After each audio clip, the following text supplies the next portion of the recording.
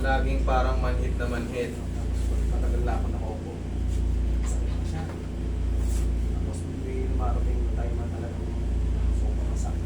Bigla ako nakatayo, bigla ako makabangon. Kailan nagsimula yung ganyang pakiramdam? Mga ilang taon na? Sabi mo kasi, sobrang manhid na sobrang sakit. Pag umupo ka naman, halos mawala ng ano. Sobrang talagang masakit. Na ano ka ba? Natumba ka ba? Nasemplang ka sa motor, sa bike, nadulas ka sa inyong anong... Wala lang. Anong dahilan? Sa tingin mo lang, anong nagbubuhat ka ba ng mabigat? Ano? Ako sa Saudi. Sa Saudi ko, pag trabaho ko siya na pinapay ko. Saan siya nanggagaling yung sakit pare? Diyan? Okay. Sige. Sciatic. Sciatic. Upo lang. Sige po. Upo lang. Kala ko kasi dito eh. Pag dito nagmula yung mga ground, eh, baka maaaring tumataas yung mga BP natin. Pag kasi yung pag tumaas ang BP nyo, tas na ano kayo, yung diabetic, namamanid-manid, may mga ganun eh. Pero pag dito galing na eh, tapos pa ganun, sigurado na yan. Alam na yan. Relax lang. Discompression tayo. Pero hindi ka naging curious na pa-check yan. Sa Saudi, pag pinapako ako sa Saudi, sinasaksakan lang ako sa kwento. Okay na. Direct na. Nagilid. Hari ng Panadol. Ang hari ng Panadol. Oh, sabi ko nga sa ospital, kung pumunta ako, eh, sa Pilipinong doktor, eh, na nurse. Eh, ma'am, hindi po baka PX. Eh, kasaksakan lang siya.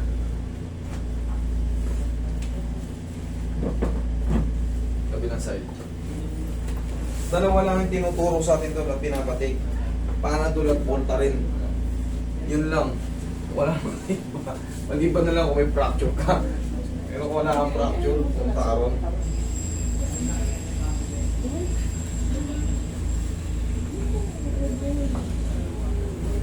Tihaya ka.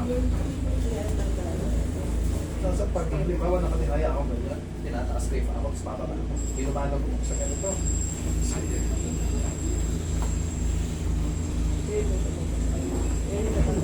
Bitaw mo kayo.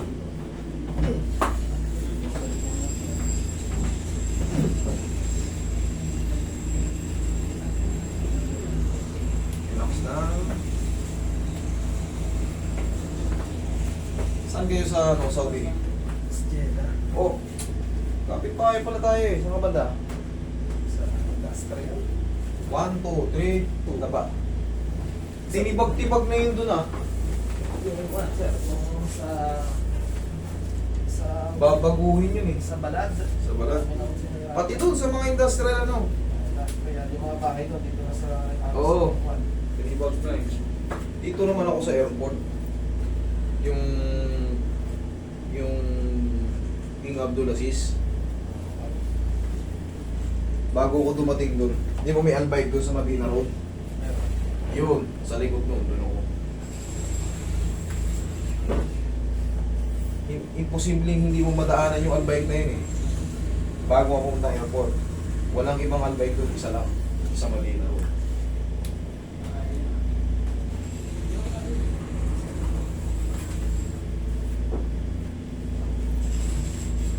Pinakasikat na mga albay.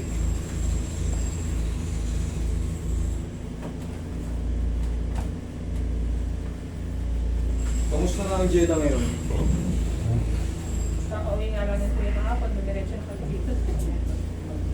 Hindi ka naman lumatag sa higa, hindi ka naman pwedeng lumapat na gusto mo. Ano makakal tayo? Minsan pag may bigla akong binuhat, ayun, doon siya magkukuhan. Kung mga 2 linggo lang talaga hindi ako. Wala, tanggal na yun tayo. Yaya ka. Hindi, idol, yung binigay ko sa iyo ron, sa mga taga-Jeddah, kung nakikinig kayo, kung nakakanood kayo, ang pwede nyo lapitan yun, nandiyan pa yung kaibigan ko si Mike Lagan, o Mike Discarte. Yung mga ilot, hanapin nyo yung si Mike. Siya ang medyo marunong-runong dyan. Ayan, sa Jeddah. Para, siyempre, ang puhunan natin niya sa abroad katawan. Pagka alam nyo hindi nyo na kaya, lumapit na kayo ron. Okay, inhale. Exhale. Kasi pag nalumpo kayo, uuwi kayo sa Pilipinas, nang hindi makalakad, i-wheelchair kayo, hindi ka tanggap-tanggap. Kailangan uuwi ka. Pumunta tayong malakas doon, uuwi tayong malakas, successful. Katawan ng puhunan natin, kailangan, yun nga, sinasabi sa'yo, mas marunong-gunong yun. Si Mike, sa Jeddah. Yan marunong dyan. Mike Discarte, Mike Lahagan. Yan ang marunong-gunong dyan.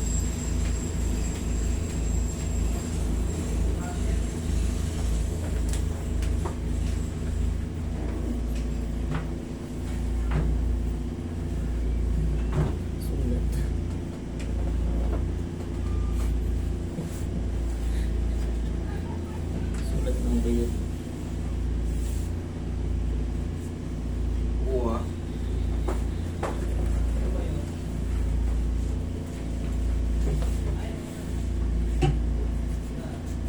Paktas na yan.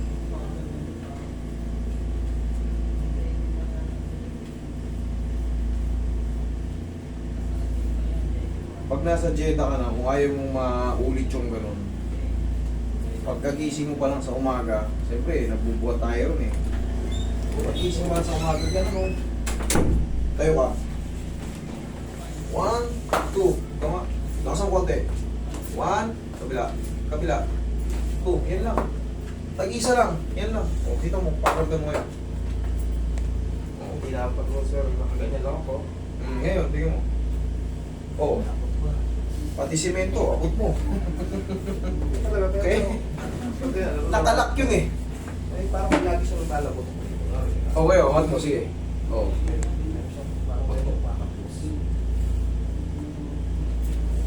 Walang masakit. Walang masakit, pero parang meron siya tumutunog. Walang problema yun dahil sa tagal. Basta tutunog-tunog naman yan. Basta walang pain at kaya mo. Kita mo, abot mo rin yung sahig. Okay? Dati ganyan ka lang. Okay, abutin mo yung sahig. Yung CR natin doon, ganyan. Mm. Di ba nakaganyan pa? Ha? Nakaganyan ako sa pantalon niya. O, huwag kang umapit, tayo ka. O, kaya na. Okay? Sige. Thank you. Ingat sa'yo. Ingat kayo.